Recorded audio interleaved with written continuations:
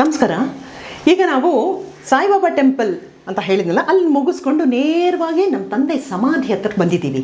ಇದಿರೋದು ಗೋವಿಂದಪುರ ದಾಸನಪುರ ಹೋಬಳಿಲಿ, ಗೋವಿಂದಪುರ ಅಂತ. ಇಲ್ಲಿಗೂ ನಮ್ಮ ತಂದೆಗೂ ಒಂದು ನಂಟಿದೆ. ಅದು ಯಾವ ಥರ ಅಂತ, ಇಲ್ಲಿನ ನಮ್ಮ ತಂದೆಯ ಅಭಿಮಾನಿಯಾದಂತಹ, ನಮ್ಮ ತಂದೆಯ ಆಪ್ತರಾದಂತಹ, ಹಾಗೂ ನಮ್ಮ ತಂದೆಗೆ ಅಭಿಮಾನಿ ಆಪ್ತರು ಮತ್ತು ತುಂಬ ಆದಂತಹ ಶ್ರೀ ಸಿದ್ಧಲಿಂಗಯ್ಯ ಅವರೊಟ್ಟಿಗೆ ಮಾತನಾಡಿ ಒಂದಷ್ಟು ಮಾಹಿತಿನ ಕಲೆ ಹಾಕೋಣ. ಇನ್ಫ್ಯಾಕ್ಟ್ ಹೇಳಬೇಕು ಅಂತಂದರೆ ಈ ದೇವಸ್ಥಾನದ ಉದ್ಘಾಟನೆ ಕೂಡ ನಮ್ಮ ತಂದೆಯವರು ಬಂದಿದ್ದರು ಅನ್ನೋದು ಮಾಹಿತಿ ನನಗಿದೆ. ಸೊ ಅದ್ರ ಬಗ್ಗೆ ಅವ್ರ ಹತ್ರ ಮಾತಾಡಿ ತಿಳ್ಕೊಳ್ಳೋಣ ಬನ್ನಿ. ನಮಸ್ಕಾರ ಸಿದ್ಧಲಿಂಗಯ್ಯ. ನಮಸ್ಕಾರ. ಹೇಳಿ, ನಮ್ಮ ತಂದೆಯವರ ನಂಟು ನಿಮಗೂ ಈ ಜಾಗಕ್ಕೂ ಹೇಗೆ? ಏನಿಲ್ಲ ಮೇಡಮ್, ನಾವು ಈ ಗ್ರಾಮದಲ್ಲಿ ಮುಖ್ಯ ರಸ್ತೆಗೆ ರಾಜ್ಕುಮಾರ್ ರಸ್ತೆ ಅಂತ ಹೆಸರಿಡ್ಬೇಕಾಯ್ತು. ಸಾರ್ನ ಕೇಳ್ದು ನಾವು ಹೋಗಿ, ಸಾರು ಮನ್ಸಾರಿ ಒಪ್ಕೊಂಡ್ರು. ನಮ್ಮ ಫ್ರೆಂಡ್ ಒಬ್ರು ವೀರ್ ಕುಮಾರ್ ಅಂತ ಇದ್ದಾರೆ, ಅವ್ರ ಮುಖಾಂತರ ಬಂದು ಶಿವಕುಮಾರ್ ಸ್ವಾಮೀಜಿ ಅವ್ರು ಬಂದಿದ್ರು. ಅವ್ರು ಬಂದಾಗ ಅವ್ರ ಕಡೆನೇ ಈ ದೇವಸ್ಥಾನ ಉದ್ಘಾಟನೆ ಮಾಡ್ಸೋಕ್ಕೆ ಕರ್ಕೊಂಬಂದು ಫಸ್ಟ್ ನಮಗೆ ನಂಟು. ಆಮೇಲೆ ಪಕ್ಕದಲ್ಲಿ ಒಂದು ದೇವಸ್ಥಾನ ಇದೆ, ನವಗ್ರಹ ದೇವಸ್ಥಾನ, ಆ ಉದ್ಘಾಟನೆ ಕರೆದಿದ್ದು. ಅದು ತುಂಬಾ ಚೆನ್ನಾಗಿ ಮಾತಾಡಿದ್ದಾರೆ. ನಮ್ಮ ಹತ್ರ ಎಲ್ಲ ವಿಡಿಯೋಸ್ ಎಲ್ಲ ಇದೆ ಅವ್ರದ್ದು. ಆಮೇಲೆ ಇಲ್ಲಿ ಒಂದು ಫ್ರೀ ಆಗಿ ಬಡವ್ರಿಗೆ ಉಚಿತವಾಗಿ ಒಂದು ಸಮುದಾಯ ಭವನ ಮಾಡಿದ್ದೀವಿ. ಅದರಲ್ಲೇ ಕೂತು ನೆಲದಲ್ಲೇ ಕೂತು ಊಟ ಮಾಡಿದ್ದಾರೆ. ಅದು ಪ್ರೂಫ್ ಇದೆ ನಮ್ಮ ಹತ್ರ.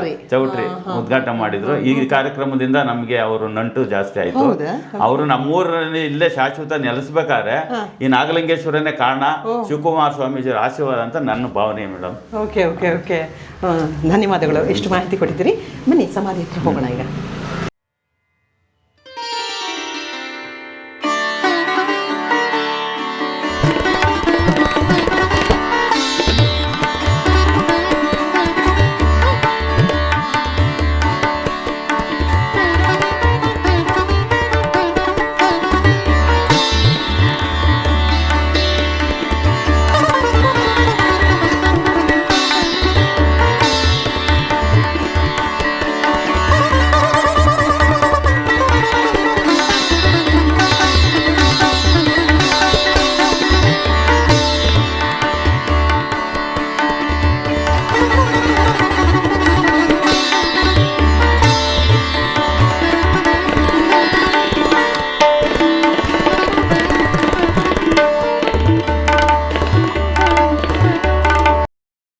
ಸರ್, ರಾಜೇಶ್ ಅವರು ನಾವು ಕರೆದಾಗ ಇಲ್ಲಿ ಬಂದಿದ್ದರು. ಈ ದೇವಸ್ಥಾನ ನವಗ್ರಹ ದೇವಸ್ಥಾನ ಉದ್ಘಾಟನೆಗೆ ಬಂದಿದ್ರು. ಅವರು ಉದ್ಘಾಟನೆ ಬಂದು ಬೆಳಗ್ಗೆ ಬಂದವರು ಸಂಜೆವರೆಗೂ ಇಲ್ಲಿದ್ದರು.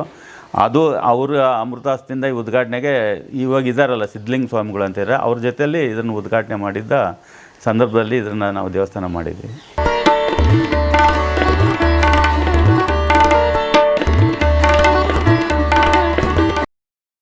ಸರ್, ಇದು ದೇವಸ್ಥಾನ ಒಂದು ಮಹಿಮೆ ಅಂದರೆ, ಅಯೋಧ್ಯೆಯಲ್ಲಿ 2024ರಲ್ಲಿ ಉದ್ಘಾಟನೆ ಆಗ್ತಾಯಿತ್ತು.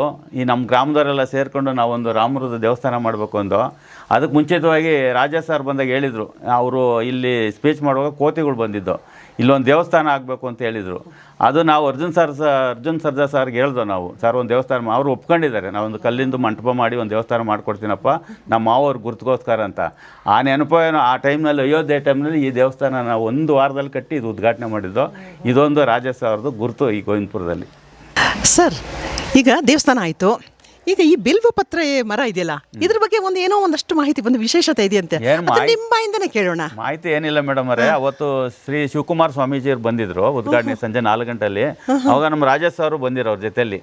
ಅವರು ಒಂದು ಬಿಲ್ಪತ್ರೆ ಮರ ಮಾಡಬೇಕು ಅಂತೇಳಿ ಈ ಮರನ ನಾವು ನೆಟ್ಟಾಗ ಇದು 2 ಮರ ಆಗಿದೆ. ನಾವು ಒಂದು ರಾಜೇಶ್ ಅವ್ರ ಉದ್ಘಾಟನೆ, ಒಂದು ಶಿವಕುಮಾರ್ ಸ್ವಾಮೀಜಿ ಮರ ಅಂತ ನಾವು ನಂಬಿಕೆ ಮೇಲೆ ಇವಾಗ ಇದನ್ನ ಪೂಜೆ ಮಾಡ್ತೀವಿ. ಈ ಊರಿನವರು ಹಬ್ಬ ದೇವರಲ್ಲೆಲ್ಲ ಪೂಜೆ ಮಾಡ್ತಾರೆ, ಬಿಲ್ಪತ್ರೆನೆಲ್ಲ ತಗೊಂಡು ಹೋಗ್ತಾರೆ. ಅದು ಒಂದು ಗುರುತು, ರಾಜೇಶ್ ಅವರು ಉದ್ಘಾಟನೆ ಮಾಡಿದ್ದಕ್ಕೆ ಅದೊಂದು ಗುರ್ತಿದೆ.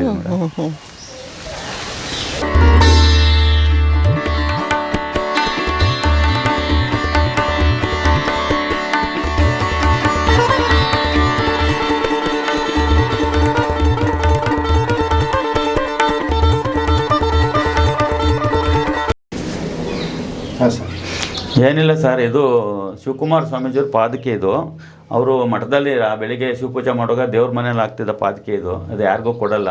ನಾನು 1 ವಾರ ಹೋಗಿ ಅಲ್ಲಿದ್ದು ಸ್ವಾಮೀಜಿಯವ್ರು ಕೇಳಿಬಿಟ್ಟು, ಬುದ್ಧಿ ನಮ್ಮೂರಲ್ಲಿ ನಿಮ್ಮ ಪಾದರಕ್ಷೆ ಇರಬೇಕು ಅಂದಾಗ ಅವ್ರು ಕೊಟ್ಟರು. ಅವ್ರನ್ನೇ ಕರ್ಕೊಂಬಂದು ಈ ಜಾಗದಲ್ಲಿ ಕೂರಿಸ್ಬಿಟ್ಟು ಬೇರೆ ಪಾದರಕ್ಷೆ ಅವ್ರಿಗೆ ಹಾಕಿ ಇಲ್ಲಿ ಇಟ್ಟು ಪೂಜೆ ಮಾಡ್ತೀವಿ.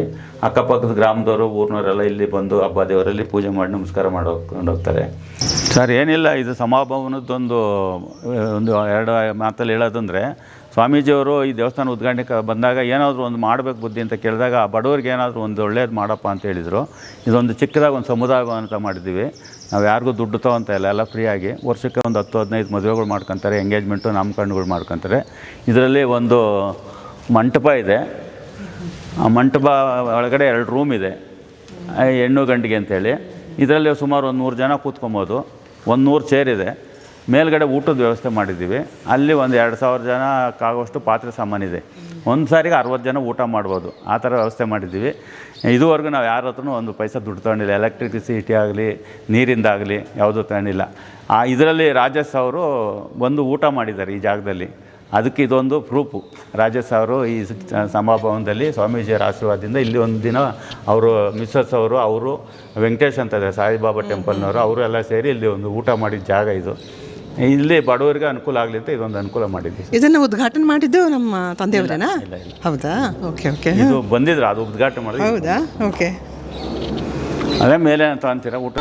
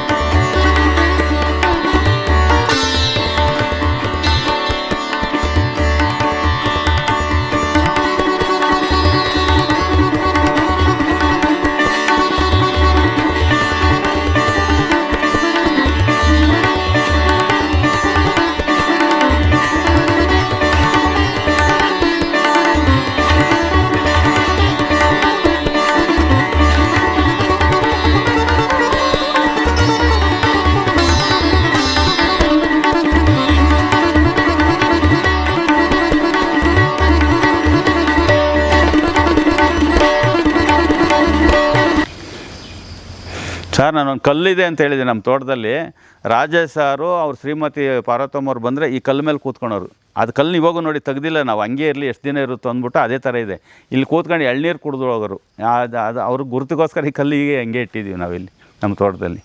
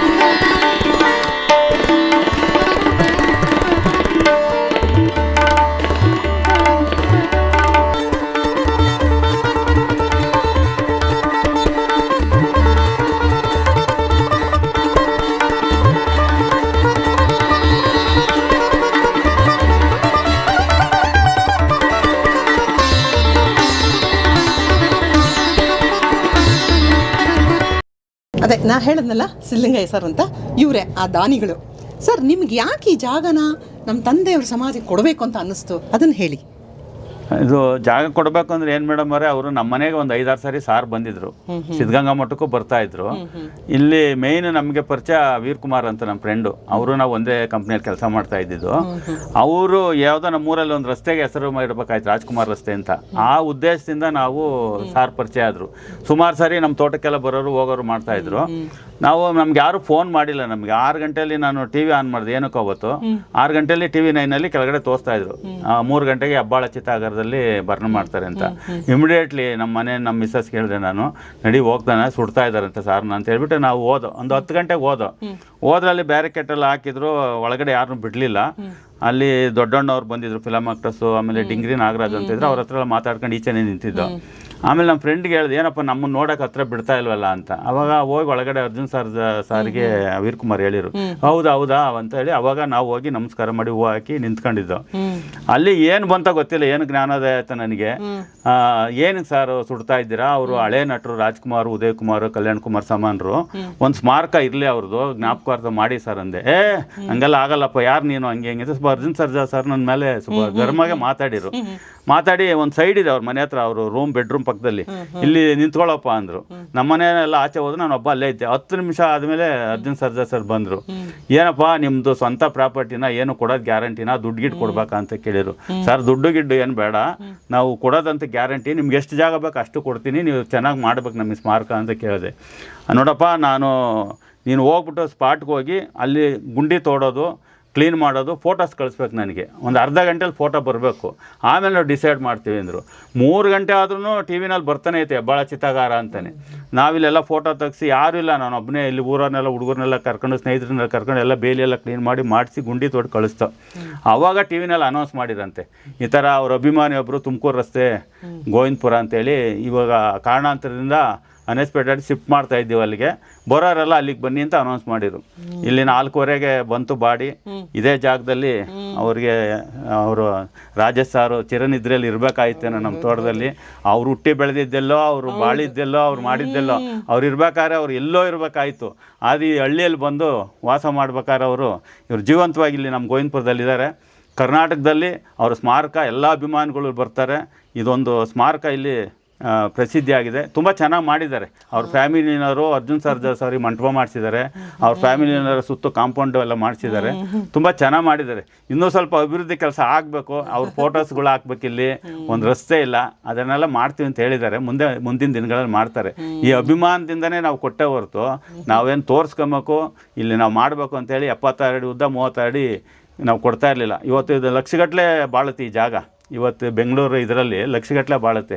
ಈ ಮೀಡಿಯಾದವ್ರು ಬರ್ತಾರೆ ಯಾವಾಗೂ, ಏನು ರೀ ಒಂದು ಕುಂಟೆಗೆ ಇವತ್ತು 10 ಲಕ್ಷ 20 ಲಕ್ಷ ಇದೆ, ನೀವು ಹೆಂಗ್ರಿ ಕೊಟ್ರ ಅಂತಾರೆ.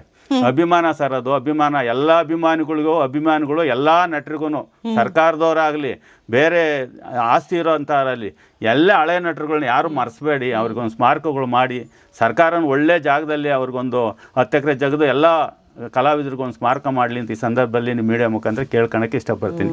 ಇದರಿಂದ ಕೊಟ್ಟಿದ್ದೀವಿ ಹೊರತು ಇದೇ ನಮಗೆ ಅವ್ರಿಗೆ ಋಣಾನುಬಂಧ. ಸಿದ್ಧಲಿಂಗಯ್ಯ ಸರ್, ನೀವು ಎಂಥ ಒಳ್ಳೆ ಕೆಲಸ ಮಾಡಿದಿರ ಗೊತ್ತಾ. ನಮ್ಮ ತಂದೆಯವರು ತಂಪಾಗಿ ತಣ್ಣಕ್ಕಿದ್ದಾರೆ ಒಳ್ಳೆ ಜಾಗದಲ್ಲಿ. ಯಾವುದೋ ಅವರು ಯೋಗ ಅವ್ರು ಕೇಳ್ಕೊಂಡು ಬಂದಿರ್ಬೇಕು ಅದಕ್ಕೂ. ಆಮೇಲೆ ಎಂಥ ದೊಡ್ಡ ಮನಸ್ಸು. ಸೊ ನಾವಿಲ್ಲಿ ಬಂದರೂ ಕೂಡ ಪ್ರಶಾಂತವಾಗಿ ಕೂತ್ಕೋತೀವಿ. ಏನೋ ಒಂಥರ ಹೇಳಕ್ಕೆ ಬರಲ್ಲ, ಅದು ಒಂಥರ ಪೀಸ್ಫುಲ್ಲಾಗಿರುತ್ತೆ ಮೈಂಡು. ತುಂಬ ಮನಃಶಾಂತಿ ಸಿಗುತ್ತೆ ಇಲ್ಲಿ ಬಂದರೆ. ತುಂಬ ಗಂಟೆಗಟ್ಟಲೆ ಹೊತ್ತು ನಾನು ಇಲ್ಲಿ ಕೂತಿದ್ದರು ನಿಜ. ಸೊ ಇದಕ್ಕೆಲ್ಲ ನೀವೇ ಮುಖ್ಯ ಕಾರಣ. ಸೊ ಧನ್ಯವಾದಗಳು ಅಂತಂದರೆ ಭಾಳ ಚಿಕ್ಕ ಮಾತಾಗುತ್ತೆ ಅದು. ಇವತ್ತು ನಮ್ಮ ತಂದೆ ಇಲ್ಲಿ ಸೇರಿದ್ದಾರೆ ನೋಡಿ, ನಿಮ್ಮ ಒಂದು ಇದರಲ್ಲಿ ಅವ್ರು ಕೇಳ್ಕೊಂಬಂದಿರೋದು ಏನಿಲ್ಲ. ಯಾವುದೋ ಜನ್ಮದಲ್ಲಿ ನಮ್ಮ ಫ್ಯಾಮಿಲಿನಲ್ಲಿ ಅವರು ಒಬ್ಬರು, ನಮ್ಮ ತಾತ ಅವರು ಫ್ಯಾಮಿಲಿನಲ್ಲಿ ಅವರು ಒಬ್ಬರು ಭಾಗವಾಗಿದ್ರನ್ನೋ ಗೊತ್ತಿಲ್ಲ. ಅದನ್ನ ನಾವು ಹೇಳೋದಲ್ಲ, ಜನ ಏನೋ ಹೇಳ್ಬೋದು. ಅವ್ರು ಯಾವುದೋ ಜನ್ಮದ ಋಣ ಇಲ್ಲಿತ್ತು ಈ ಭೂಮಿನಲ್ಲಿ, ಮಣ್ಣಿನ ಋಣ ಎಳ್ಕೊಂಬಂದು ಮಾಡಿದ್ದಾರೆ ಅಷ್ಟೇ. ಓಕೆ, ಧನ್ಯವಾದಗಳು ಸಿದ್ಧಲಿಂಗಯ್ಯ ಸರ್. ಅವ್ರ ಫ್ಯಾಮಿಲಿನವರು ಇನ್ನೂ ಇದನ್ನು ಹೆಚ್ಚಿಗೆ ಅಭಿವೃದ್ಧಿ ಮಾಡಲಿ ಅಂತ ಹೇಳಿ ಸಂದರ್ಭದಲ್ಲಿ ಕೇಳ್ಕೊತಾ ಇದ್ದೀನಿ. ಅವಾಗ ಬರಲಿ, ಒಂದು ಅಭಿವೃದ್ಧಿ ಪ್ರೇಕ್ಷಣೀಯ ಸ್ಥಳ ಆಗಲಿ, ಇದು ಇನ್ನೂ ಇಂಪ್ರೂವ್ ಆಗಲಿ ಅಂತ ನನ್ನ ಬಯಕೆ.